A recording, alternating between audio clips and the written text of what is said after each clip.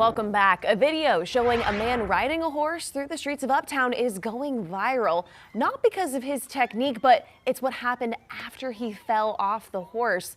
The man is seen falling off the animal, and then that horse just runs down the street, leading to a car crash, went right into oncoming traffic. Now, it's raising concerns about people riding animals in Charlotte's busiest neighborhood and what consequences they could face. All right, we want to bring in our chief legal analyst, Khalif Rose. You should also note that people with that group there that was filming, they said the horse is okay. Yeah. But Khalif, come to find out, there are charges that you can face for taking the animal and allowing it to get hit by a car and getting off of the animal. There's a whole list of legal charges that you can face for this. There are a couple things happening in that video. So the individuals connected to this were arrested, but not connected to the horse. They was arrested for disorderly conduct regarding the incident with the officer. So that's what the arrest was for.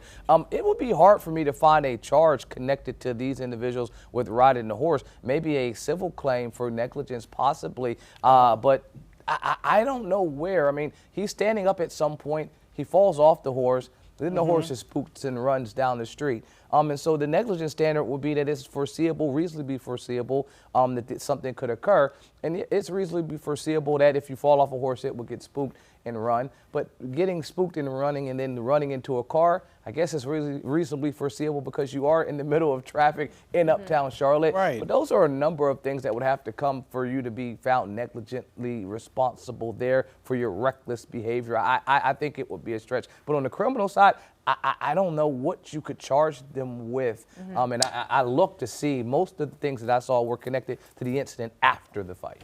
Okay, so is it illegal for someone to run or drive or any sort of animal into traffic here? Disorderly and being careless here, but my question is, are there any real rules about having horses on the street in Uptown? That's not something you normally see every day. So in North Carolina, there is nothing that prevents you from riding a horse in city limits unless there's an ordinance that prevents it. And so there are a number of towns in North Carolina that have ordinances that stop you from riding horses in their city limits, and they list specific streets. But Mecklenburg County, Charlotte specifically, doesn't have anything that lists horses not being allowed uptown or on these streets. I've been in Charlotte for 15 years. These groups have been riding their horses since I've been here. They've doing it on Betty'sford Road. It's a thing. I've seen them around for at least 15 years. Xavier Leggett likes to ride his horse. Yeah. So this is according to city officials, and so I wonder, because I had no idea about laws pertaining to horses. So it says that it's illegal for anyone to run or drive or ride any animal in a reckless, disorderly, or careless manner through any street, alley, or highway, and also illegal for any person to drive or cause to be driven through any street or highway any loose or unaltered horse, mule, cow, or other livestock here.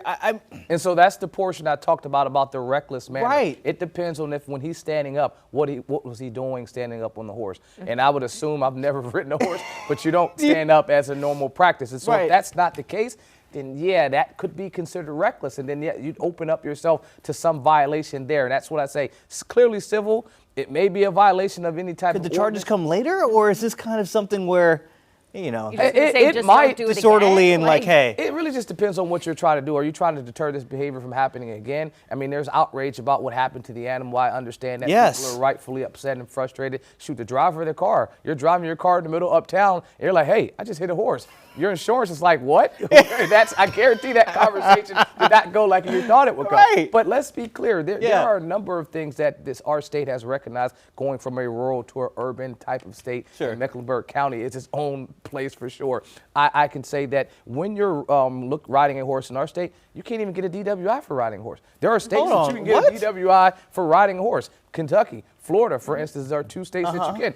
Not in North Carolina. There's a case from 1985 where a guy was convicted for riding a horse for DWI. They went and said, you know what? Court of Appeals overturned his conviction, and then the General Assembly removed the horse requirement, also removed the lawnmower requirement. So you cannot get you with a lawnmower either, but you can get one for a moped. So this story had me doing You can take your John Deere to South End and come back and you wouldn't get a DWI. So the court reasoned that because the horse had the mental capacity and it's not an instrument, not a vehicle, not a DWI. And so that's what I thought when I first saw this. I said, well, maybe they're trying to charge him with DWI, which you can't, because the case law has been overturned since 1985.